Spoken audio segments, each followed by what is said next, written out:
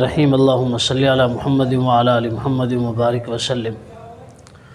اللہ تبارک و تعالی نے انسان کی پیدائش جسم اور روح کے مرکب کے ساتھ کی ہے۔ انسان جسم اور روح کا مرکب ہے۔ اسی طرح ما سوائے انبیاء کرام علیہم الصلاۃ والتسلیمات کے سبھی انسان گناہگار ہیں، چونکہ ان کے اندر دوسرا مادہ بھی شامل ہے۔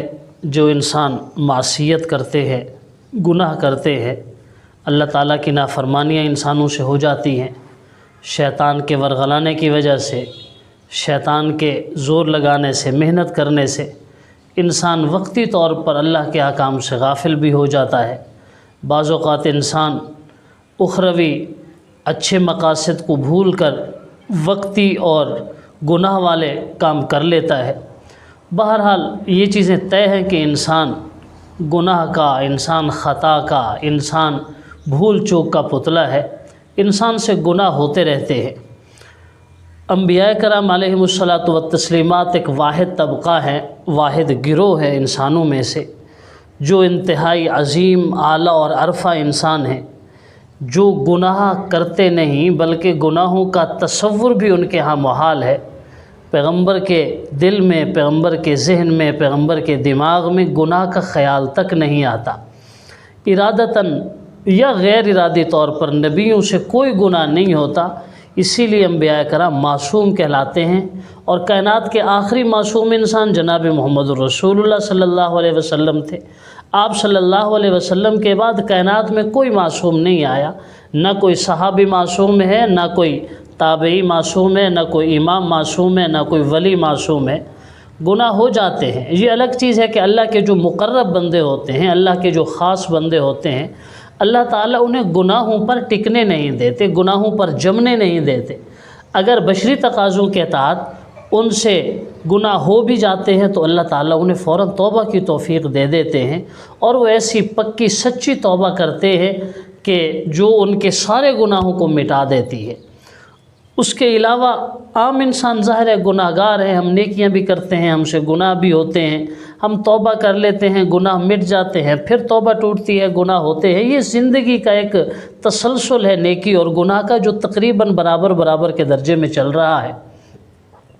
اب گناہ کا ہو جانا یہ انسان کے لیے باعث شرمندگی نہیں ہے، انسان کے لیے باعث ندامت نہیں ہے، کیونکہ انسان کے اندر یہ مادہ موجود ہے جس سے انسان گناہ کر لیتا ہے۔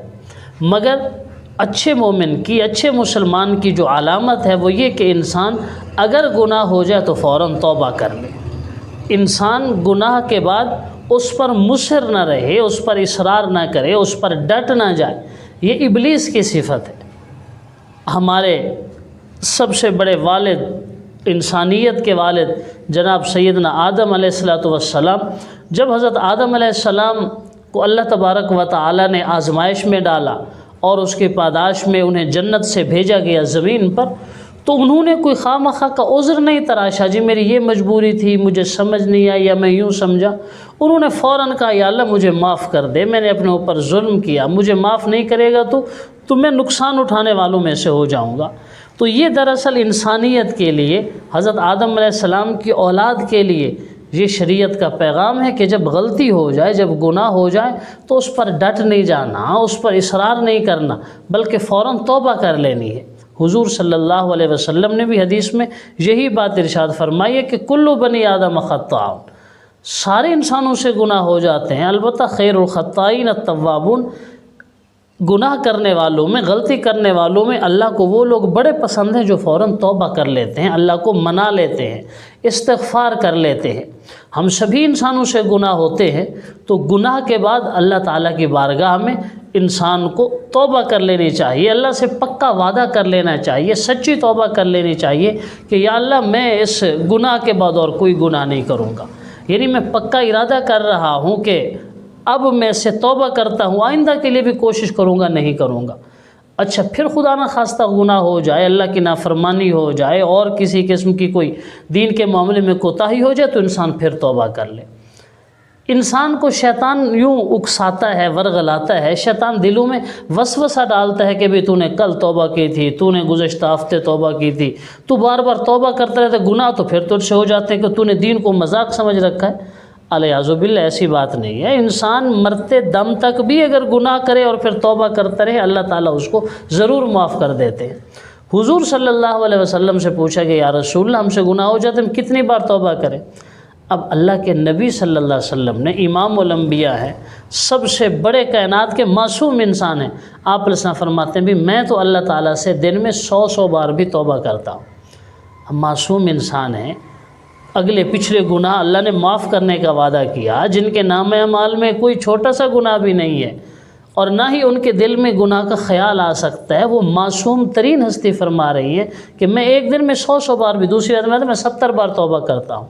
تو یہ دراصل ہمارے لیے پیغام ہے، اگر انسان پکا ارادہ کرے گناہ نہیں کروں گا، پھر بھی انسان اپنے بشری کمزوری کی وجہ سے گناہ کر بیٹھے تو پھر گھبرانا نہیں چاہیے۔ اللہ تعالیٰ کی رحمت بڑی وسیع ہے، اللہ تعالیٰ اس کو اپنے کرم سے ضرور معاف کر دیں گے، بس انسان سچے دل سے اللہ تعالیٰ سے معافی کا خواستگار ہو، سچے دل سے جب معافی مانگ لے گا۔ اب یہ شیطان کہتا ہے کہ تم نے پہلے بھی تو توبہ کی تھی پھر توڑ دی تھی، یہ تو کوئی بات نہیں ہوتی۔ کیا ہم اس لیے تو کھانا نہیں چھوڑ دیتے کہ یار اب کھا رہے ہیں تو فائدہ، پھر شام کو پھر بھوک لگ جائے گی، کل بھی تو کھانا کھایا تھا آج پھر بھوک لگ گئی تو بس جی کھانا کھاتے ہی نہیں، ایسا کوئی بھی نہیں کرتا۔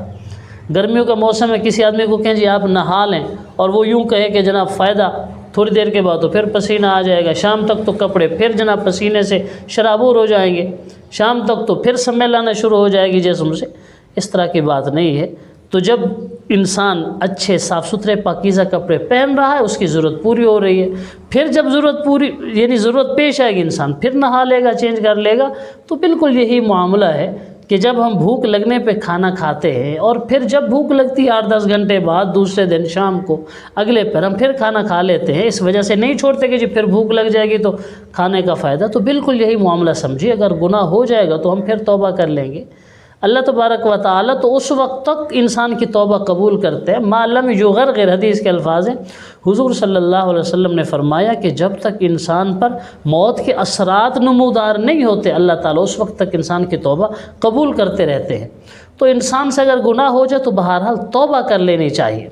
ہمارا المیہ البتہ اس سے ہٹ کر ہے کہ گناہ کرتے ہیں اور اس کے بعد ہم گناہ کا اعتراف کرنے کی بجائے، گناہ کو اون کرنے کی بجائے، اللہ سے توبہ کرنے کی بجائے الٹا ہم گناہوں کے عذر تراش لیتے ہیں۔ ایک آدمی گانے بجانا سن رہا ہے، گانے کی محفل بیٹھا اسے وہ کہتا ہے جی کوئی نہیں، یہ کون سا گناہ ہے، یہ تو روح کی غذا ہے موسیقی۔ ایک آدمی سود کھا رہا ہے، آپ اسے روکتے ہیں، وہ کہتے ہیں جی ساری دنیا کر رہی۔ کسی کو آپ نماز کا کہ وہ کہتے ہیں جی فلاں بھی تو بڑا نمازی ہے لیکن دیکھو اس کے ذمہ فلاں گناہ ہے، فلاں گناہ ہے۔ کوئی رشوت لیتا ہے تو وہ تحفے اور مٹھائی کے نام پر لیتا ہے، کسی پر تہمت لگاتا ہے تو جی ساری دنیا کہہ رہی ہے۔ بے پردگی ہے تو وہ کہتے ہیں جی پردہ تو اصل آنکھوں میں کرنی ہے بلکہ دل کا ہونا چاہیے۔ شادی میں ناچ گانا بجانا یہ چیز اس سے روکتے ہیں، وہ کہتے ہیں جی شادی ہے کوئی فاتحہ تو نہیں ہے کہ ہم بالکل خاموشی سے کریں۔ یعنی گناہ کرتے ہیں اور پھر گناہ پر اصرار کرتے ہیں، یہ خالصتاً ابلیس کا فعل ہے۔ اور حدیث شریف میں آتا ہے کل امتی معافن الا المجاہرین، اللہ تعالیٰ سارے توبہ کرنے والوں کو، گناہوں کی معافی مانگنے والے سب کو معاف کر دے گا، لیکن جو اعلانیہ گناہ کر رہا ہے، یعنی ایک گناہ کر رہا ہے پھر اس پر ہٹ دھرمی کا مظاہرہ کر رہا ہے، اس پر اصرار کر رہا ہے، اس میں پھر ناحق اور ناجائز تعویلیں کر کے اس کو سپورٹ کر رہا ہے اپنے گناہ کو، ایسے آدمی کے بارے میں ضابطہ یہ ہے کہ یہ بغیر توبہ کے بے دین ہو کے مر جائے گا۔ توبہ کر لے انسان، گناہ ہو جاتے ہیں، انسان سچے دل سے اللہ سے معافی مانگ لے، دن میں 100 بار بھی معافی مانگنی پڑے انسان مانگ لے، لیکن اصرار کرنا، گناہوں پر اڑے رہنا، گناہوں پر ڈٹے رہنا، دیکھیے گناہ بڑا ہو یا چھوٹا گناہ مہلک ہے۔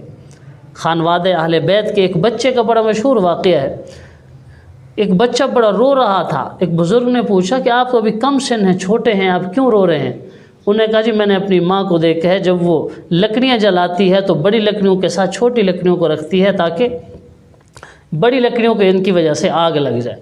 تو کیا ہوا میں اگر چھوٹا ہوں، مجھے اللہ تعالیٰ کہیں جہنم میں نہ ڈال دے، اور گناہ چاہے چھوٹا ہو یا بڑا ہو، آگ جیسے جلاتی ہے ویسے چنگاری بھی تو جلا کے رکھ دیتی ہے، ایک انگارہ بھی تو جلا کے رکھ دیتا ہے۔ کسی گناہ کو چھوٹا نہیں سمجھنا چاہیے۔ اگر وہ انسان اللہ کی بغاوت کر رہا ہے تو یہ بہت بڑا گناہ ہے۔ ہاں اللہ اپنے کرم سے اللہ معافی دے دے، اللہ اپنی رحمت سے معاف کر دے تو بڑے سے بڑے گناہ بھی انسان کے معاف ہو جائیں گے۔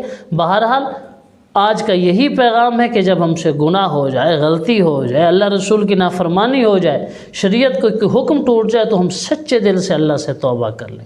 جب توبہ کریں پکا ارادہ ہو کہ پھر نہیں کریں گے، خدا نہ خواستہ زندگی میں کسی موڑ پر پھر گناہ ہو تو پھر سجدہ ریز ہو جائیں، اللہ سے مانگیں، گڑ گڑائیں، اللہ سے دعا کریں۔ اللہ تعالیٰ غفور الرحیم اسی بندے کے لیے ہے جو اللہ سے عاجزی کرتا ہے، جو اللہ سے مانگتا ہے، جو اللہ کے سامنے سر جھکا دیتا ہے۔ تو بہرحال گناہوں کے جو عذر ہوتے ہیں بعض اوقات وہ بڑے گناہوں کا سبب بن جاتے ہیں۔ علماء نے لکھا ہے اسی بندے کو توبہ کی توفیق ہوگی جو گناہ کرتا ہے اور اس کو گناہ سمجھتا بھی ہے۔ ایک آدمی گناہ کر رہا ہے اور وہ بدبخت پھر اس پر تعویلیں کرتا ہے، جی نہیں یہ کام تو گناہ نہیں ہے، یہ تو یوں جائز ہے، یوں جائز ہے۔ ایسا آدمی بغیر توبہ کیے اور بدترین حالت میں مرے گا۔ اللہ تعالیٰ گناہوں سے محفوظ رکھیں، اللہ کی بارگاہ میں سچے دل سے توبہ کرتے ہیں، اللہ تعالیٰ معاف کرے۔ السلام علیکم ورحمۃ اللہ۔